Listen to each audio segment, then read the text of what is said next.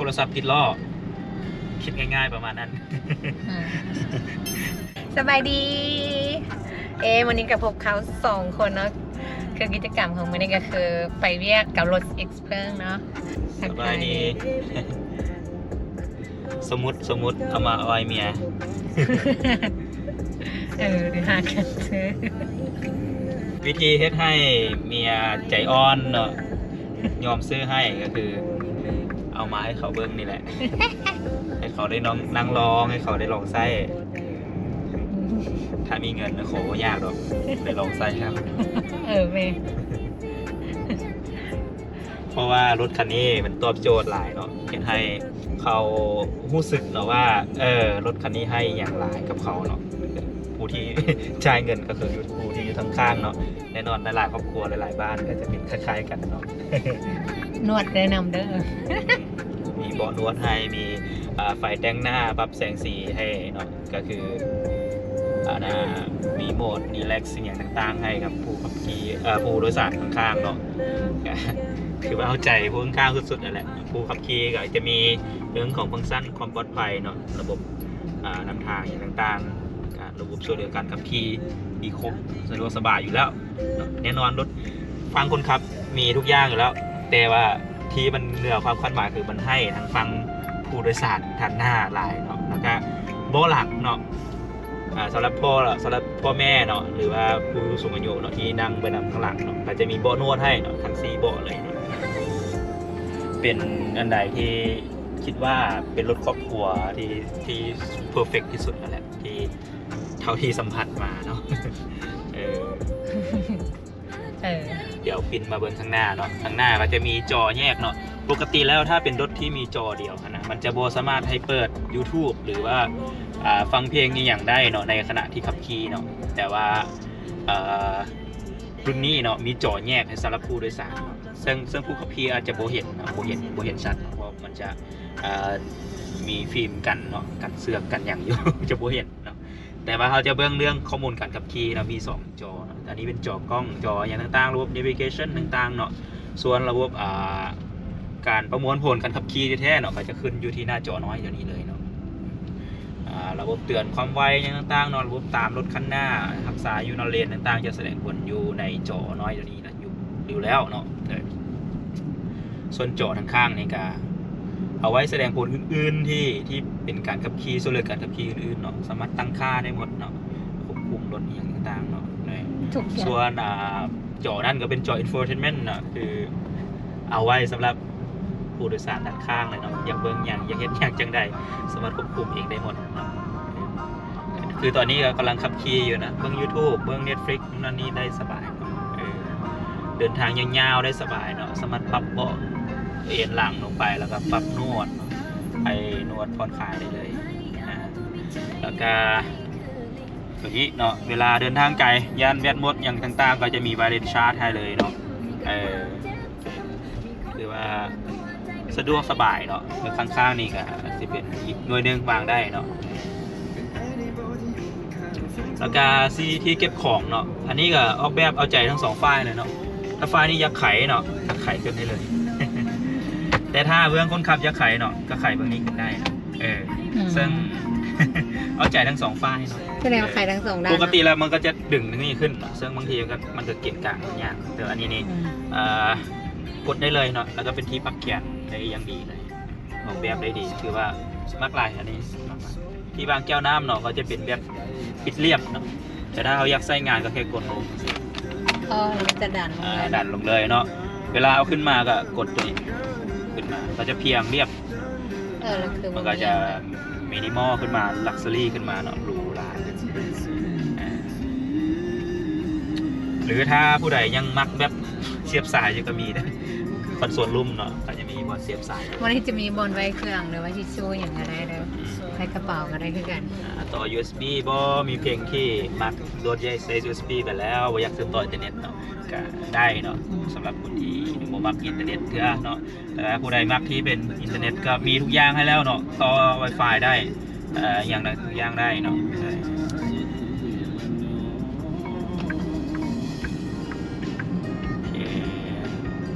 มื้อนี้ เอาถือว่า ลองครั้งแรกเนาะที่ว่าได้ลองใช้แบบใช้ชีวิตประจำวันลองเบิ่งว่ามันสิมีพอสะดวกพอยุ่งยากอีกอย่างหลายบ่เนาะในรถไฟฟ้าแท้ๆเนาะสิเป็นแนวใดเนาะหาจุดซากยากบ่เนาะจุดซากเดี๋ยวนี้นี่เท่าที่รวมเบิ่งเนาะ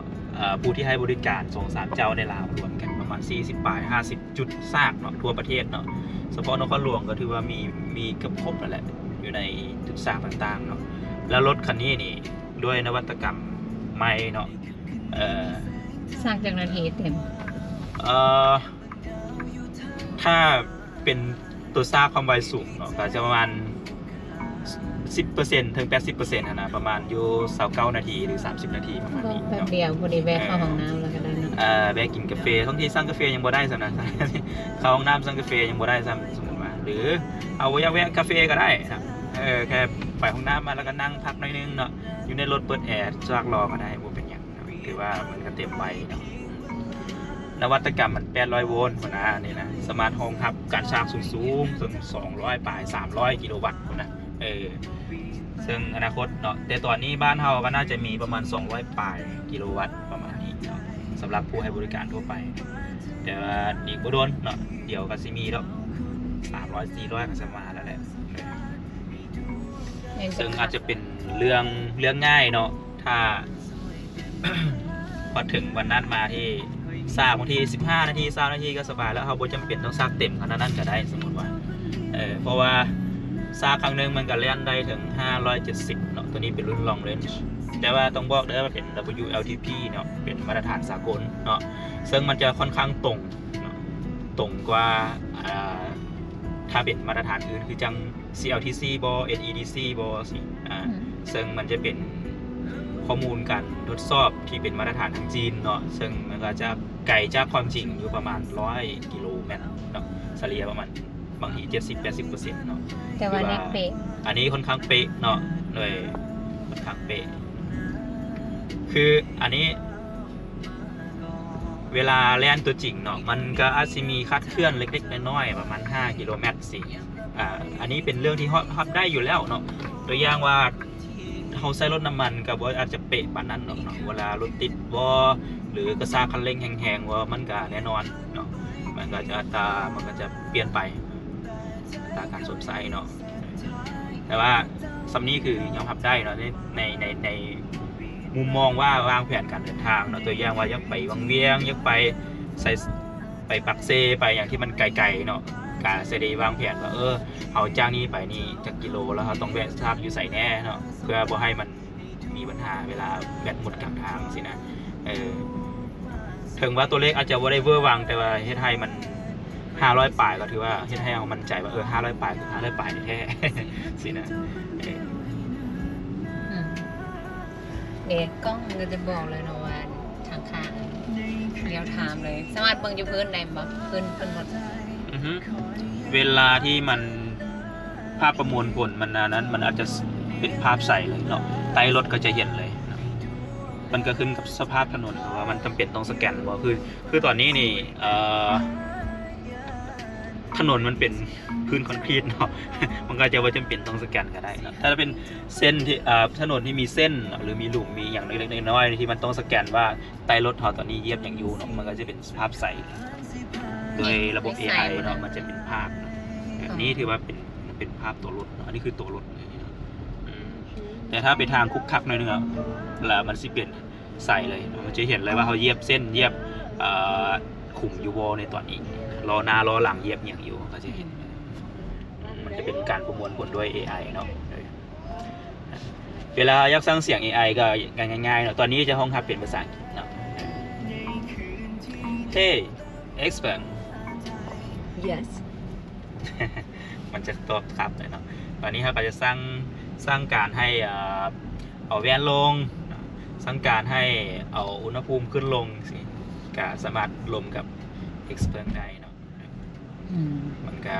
มีหลายๆคำสั่งเนาะแต่ว่าอันนี้อย่างเดียวยังต้องลองไป Sorry I don't understand Could you put it This operation is not supported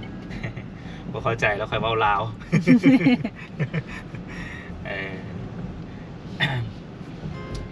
ก็เสียงมันจะเป็นภาษาอังกฤษเนาะแต่ ถ้ามันอัปเดตเป็นเวอร์ชันเอเชียเนาะเวอร์ชันไทยลาวได้นะเอเชียแปซิฟิกได้นี่ก็มากาซีอาจจะคงรับภาษาไทยหรือภาษาลาวอาจจะเข้าใจได้เนาะเพราะว่าตอนนี้แม่นเป็นสเปคที่ส่งไปทางฝั่งยุโรปเนาะแม้กระทั่งการเลือกภาษาก็ยังบ่มีภาษาเอเชียเดียวเนาะมันก็จะมีแต่ภาษายุโรปเนาะฝรั่งต่างๆเนาะโดยภาษาฝรั่งภาษาอังกฤษแล้วก็มงก็ ยังเป็นส่วนยุโรปอยู่เนาะเดี๋ยวถ้ามีอัปเดตไวๆนี่คิดว่าน่าจะเป็นส่วนแปซิฟิกได้เนาะซึ่งต้องบอกเลยว่ามันจะบ่มีอย่างที่เกี่ยวเนื่องถึงประเทศจีนเลยเนาะแผนที่ประเทศจีนกับบ่ได้เนาะภาษาจีนกับบ่รองรับ เพราะว่าสเปคนี้คือสเปคส่งออกบ่แม่นสเปคจีนแล้วรู้สึกว่าวัสดุอย่างต่างๆเนาะที่อยู่ในรถก็รู้สึกว่าพรีเมียมเนาะเป็นหนังนับป้าอย่างต่างๆเนาะคือว่าสัมผัสแล้วรู้เลยเนาะเขาอาจจะบ่แม่นเชี่ยวชาญกันนั้นแต่ก็ลองจับหลายๆรุ่นมาแล้วแหละเนาะนะครับรู้สึกว่ามันพรีเมียมหลายคักบอกคักมันจะเป็นหนังวัสดุเบิ่งเอาง่ายๆคือพวงมาลัยเป็นเลด เลดกับหนังคือว่าพวงมาลัย2ก้านพวงทรงมันออกแบบได้ดีเนาะกระซับมือสัมผัสหู้เลยนะว่าหนังมันพรีเมียมเนาะเลยระบบช่วยเหลือการขับขี่เนาะถ่วงลมอย่างต่างๆเนาะตามมาตรฐานยุโรปหมดเลยเนาะระบบความปลอดภัยเนาะแล้วก็ X เพิ่งนี่หรือว่าเซียวเพิ่งนี่นะมันตั้งอยู่จีนเนาะ Sorry, I don't understand. Could you put it another way? บ่ได้เอิ้นเนาะ แค่ถือซื่อ Please pay attention to road conditions. โอ้เลี้ยวหน้าออกจากทางมันจะเตือนเลย Something is wrong with the network. This function is unavailable for now. โอเค มาเซฟแดงเราจะให้เลี้ยวมือตลอดแมนต้อง มันจะเตือนขนาดจอเลยpay attention to the driving ก็คือกรุณาครับที่ตั้งใจแน่อย่าบอกแวกหลายประมาณอย่าเลี้ยวหน้าเลี้ยวหลังได้โอเคเนาะมันเป็นโพสนึงนะนี่ป้องกันการรับในต้องบอกเลยว่าป้องกันได้ดีที่สุดเนาะถ้าเขารับตาเยอะๆสิเดี๋ยวเตือนจะไปหาวนอนบ่สิอาการทุกอาการที่ driver เนาะหรือว่าผู้ขับขี่เป็นที่บ่งบอกว่าจะมีอาการนอนหลับหรือว่ารับในเนาะมันจะเตือนเนาะถ้าเขาเอียงตัวไปมาหลายเนาะเน่งเอาเสียนะมันก็จะดึงสายหักกลับที่ระบายกลับเลยนะหรือว่าเตือนเป็นเสียงบอกขึ้นมาเนาะก็นะมันจะเตือนให้เลยว่าตอนนี้เขาว่าลมอยู่ก็จะบอกในหน้าจอเลยว่า please pay attention to the road condition คือมันถนนมันจะมีรถแวกไปแวกมาหลายแล้วมันจะบ่มวนผลมันจะบอกเลยก็คือฮู้เนาะถนนบ้านเฮาเนาะมัน รถตึกจักรมันแล่นไปแล่นมาซอยไปซอยมาเนาะมันจะบอกเลยบ่ยอมออกเลยครับเตือนมีหน้าจอเลยมันบ่มวนผลแล้วว่า อยู่ในหน้าปัดเราจะเห็นบรรยากาศวันนี้ฝนตกค่อยๆเนาะนวดไปนอนเลยซาบอกอีกทีนึงก็คือเรื่องของเซลเพิงเนาะตั้งแต่ปี 2014 เนาะแต่ว่าเอาจริงๆเข้ามามันหากันเริ่มที่ตลาดเนาะปีกายนะครับปีนี้เนาะเพราะว่ามันจะเหตุการณ์ตลาดมันจะเหตุการณ์ตลาดด้วยวิธีที่ว่าเอารถที่เป็นรถผลิตออกมานี้ไปให้บรรดาผู้เชี่ยวชาญด้านรถยนต์เนาะคือมาถึงนักรีวิวอยู่ทางฝั่งยุโรปเนาะอเมริกาบอสิได้ลองไซส์เนาะก็จะเป็นพวก P7 เนาะ P7 ที่เอาไปลองทั่วโลกให้ทุกคนในทั่วโลกได้ลองสัมผัสได้ลองมู้แล้วว่ามันมั่นใจสำใดกับระบบออโต้ไพลอตมันเนาะหรือว่าระบบช่วงล่างระบบการเซฟตี้ต่างๆเนาะไปเทสไปอย่างให้โลกยอมหับก่อนแล้วมันจึงมาค่อยมาเฮ็ดเป็น mass production เนาะเมื่อกี้มันแน่นอนเนาะเริ่มต้นไม่ราคามันจะสูงฉะนั้นเนี่ยเขาก็จะพัฒนามาเรื่อยๆให้มีการผลิตหลายขึ้นเพื่อให้ต้นทุนถึกลงเนาะต้องบอกเลยว่ารถระดับนี้นี่ ราคาเริ่มต้นตอนที่มันยังบ่เป็น mass production นี่อาจจะสูงหลายแต่ตอนนี้ก็ถือว่าราคาจับต้องได้เนาะโดยเป็น luxury EV เนาะที่ว่าเป็นแบรนด์อันดับต้นๆของจีนเลยแหละเนาะที่ว่าโดยวิสัยทัศน์ของผู้ก่อตั้งเองเนาะก็เป็นนักซอฟต์แวร์เนาะเก่งเรื่องซอฟต์แวร์อยู่แล้วเนาะแต่ว่าด้วยความหลงไหลเนาะก็ต้องบอกว่าเพิ่นก็หลงไหลในรถไฟฟ้าเนาะซึ่งยุคนั้นกับโมเมนต์เจ้าอื่นเจ้าไก่เนาะผู้ที่เป็นผู้นำท่านนั้นตอนนั้นก็คือเป็น Tesla เนาะแต่ว่าผู้ก่อตั้งเพิ่นก็มีวิสัยทัศน์ว่าโอ้ไปมักรถไฟฟ้ามักนวัตกรรมเนาะแต่ว่าคันสิไปซื้อรถ Tesla มาใช้เลยมันก็สิง่ายไปบ่ แต่ว่าเพิ่นก็อยากได้รถที่มีสมรรถนะคล้ายๆกับ Tesla บ่แต่ว่าอยากได้ลักชัวรี่ขึ้นเนาะตามสไตล์ที่ตัวเองมักสมมติว่าเพิ่นก็มาศึกษาข้อมูลแล้วก็มาเฮ็ดให้ปรับการออกแบบต่างๆตามสไตล์ที่ตัวเองมักอาจจะบ่ได้เอาแบบ Tesla ทุกอย่างมาแต่ว่านั้นคือแรงบันดาลใจของเพิ่นเนาะวันนี้สังเกตหน้าตาของมันก็จะออกเป็นแนวแบบโรบอติกส์เนาะหรือว่าแบบเป็นหุ่นยนต์หน้าตาแบบทันสมัยล้ำๆเลยนึงเนาะก็จะ มันก็จะเป็นแนวเทรนด์อยู่แล้วแหละเนาะอีกจากนี้ไปนี่5 ปี 10 ปีนี่หน้าตารถจะออกมาแนวประมาณนี้เนาะออกจะเป็นโรบอติกส์เฟสหรือว่าเป็นแนวไซไฟอวกาศไฮเทคไปมันจะจากน้อยอาจจะเป็นเรื่องที่คุ้นเคยเนาะแต่ว่าตอนนี้นี่เบิ่งก็งามเนาะมันก็งามโดดเด่นอยู่แล้วแหละแต่ว่าเราอาจจะยังบ่คุ้นกับหน้าตามันปานใดแต่ว่าแน่นอนเป็นรถไฟฟ้าดีมันก็ต้องต่างจากรถที่เป็นรถน้ำมันทั่วไปใช้เสื้อเพลิงทั่วไปอยู่แล้วเนาะ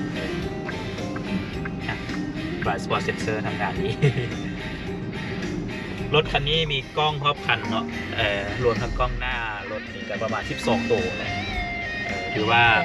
จับภาพทุกการเคลื่อนไหวเนาะมีตัวช่วยเนาะอันนี้คือเราตั้งไว้เนาะแต่ที่จริงถ้าเราบ่เปิดไว้ก็ได้เนาะกล้องตัวนี้เวลาเข้าใกล้สิ่งกีดขวางมันก็จะเปิดเองเนาะเพราะว่าสิเป็นการเลี้ยวนะการเลี้ยวก็จะเป็นมุมซ้ายมุมขวาขึ้นมาเองเลยเนาะเพราะว่ารถใหญ่ได้เนาะประเทศไทยเวลาเราเลี้ยวอย่างแบนด์วิดบ่หรือว่ามีข้อฟุตบาทขึ้นมาเนาะมันก็จะประมวลผลใส่เป็นภาพขึ้นมาเอาเองเนาะ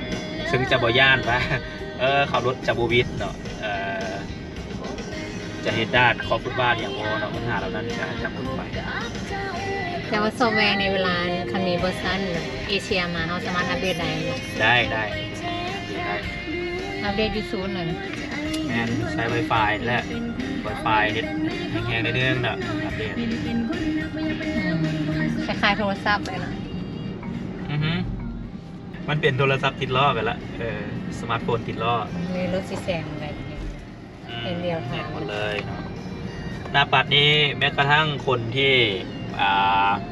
รถคันหน้าเบรกบ่เปิดไฟเลี้ยวบ่มันก็อ่านค่าหมดเลยเนาะข้างหน้าเนาะมีรถกายมาหรือว่าจอดอยู่ข้างทางมีจวยมีป้ายเตือนความไวอย่างต่างๆเนาะบางทีเฮาลมกันไปจังซี่ครับรถไปซิวๆบ่เห็นดอกบางทีบ่ได้สังเกตป้ายจำกัดความไวเนาะแต่ว่ากล้องอีกตัวนึงที่มันช่วยอ่านป้ายจราจรให้มันก็จะเตือนเฮาว่าโอ้แถวนี้มันลิมิตอยู่50เด้อเขาจะขับเกินบ่ได้เนาะขับเกินตึ้งรถแหละเนาะอันนี้ดีบ้านเฮาอาจจะยังบ่ซีเรียสปานใดแต่ว่าถ้าสมมุติเฮาไปประเทศเพื่อนบ้านไปไทยไปอย่างที่มันระบบป้ายจราจรเขาชัดเจนเนาะมีระบบตรวจจับอาจจะตำรวจการทึกประใหม่เนาะนึงก็เสียเวลาเนาะบางทีเขาแบบบ่ได้ตั้งใจที่จะฝืนดอกบางทีเขาบ่เห็นป้ายที่นะลืมเบิ้งสินะก็มีแต่ว่าถ้ามีระบบช่วยเตือนก็ดีเนาะเขาก็จะบ่ได้เสียเวลาในตัวนั้นไปอนาคตเนาะบางทีถ้ามันรองรับระบบXPNG บอกระบบการนำทางแบบ navigation guide pilot หมดเลยเนาะถ้าระบบนั้นมาคือมันจะอ่านป้ายเลยนะอ่านไฟแดงไฟเขียวไปได้เลี้ยวขวาเลี้ยวซ้ายเนาะเขามีแต่บล็อกจุดหมายมันสิไปใส่หลังจากนั้นก็นั่งหลังพวงมาลัยซิวๆเนาะมีแต่อาจจะ ซวยมันยามฉุกเฉินซื้อเนาะยามที่มันบ่มีเส้นจราจรว่ามันบ่สิไปหรือจังใดอาจจะซวยมันเล็กๆน้อยๆเนาะแต่ว่าตัวนี้มันจะต้องประมวลผลร่วมกับ GPS เนาะหรือว่าดาวเทียมเนาะตัวนี้จะ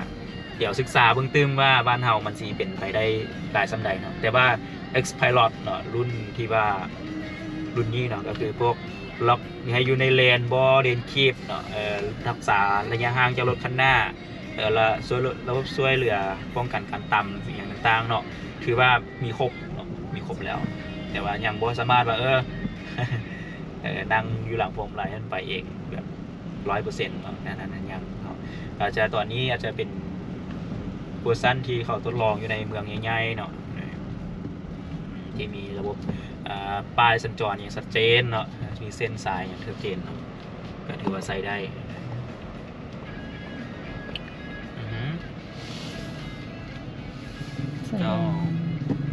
โอเค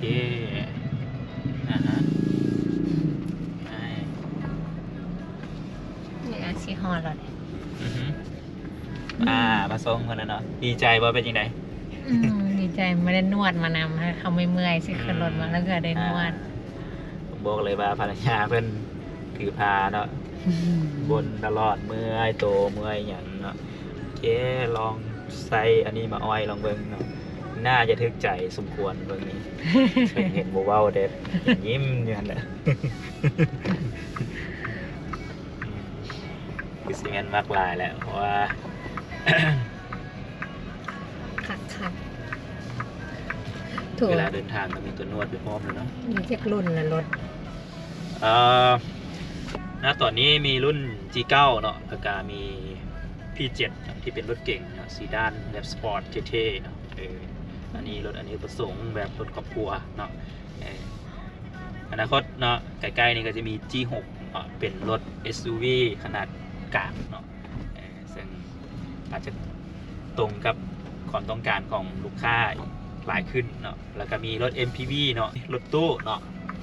7 ที่นั่งเนาะอันนั้นจะเป็น Luxury MPV เนาะอันนั้นเดี๋ยวจะรีวิวให้เบิ่งนะ ย่านเห็นตอนนี้มันสิลืม49ไปเลย แต่ก็ต้องบอกว่ามันก็เป็นอีกเซกเมนต์นึงเนาะที่เป็นครอบครัวใหญ่แท้ๆเนาะเป็นครอบครัว5 คน 6 คนประมาณนี้ก็โอ้49ก็ถือว่าเหลือเฟือเนาะถ้าเป็น7-8 คนก็ X9 เนาะ MPV น่าจะตอบโจทย์มากกว่า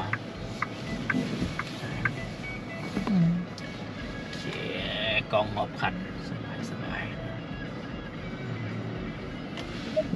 มาเศร้าค่ะกระจายยังบ่มาที่ลงนี้บ่ลงบนรถจอด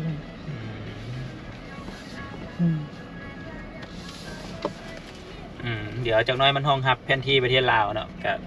สามารถเบิ้งแผนที่ลาวได้เลยนะขวาเลยนุ่มดีไปเวลาข้ามลูกระนาดเนาะมันแบบบ่ได้กึกกักกันแบบนี้ไว้ไปกันเด้อโอเคตอนฮอนเฮ็ดเวียกแล้วส่งเมียแล้วเข้าไปต่อวันนี้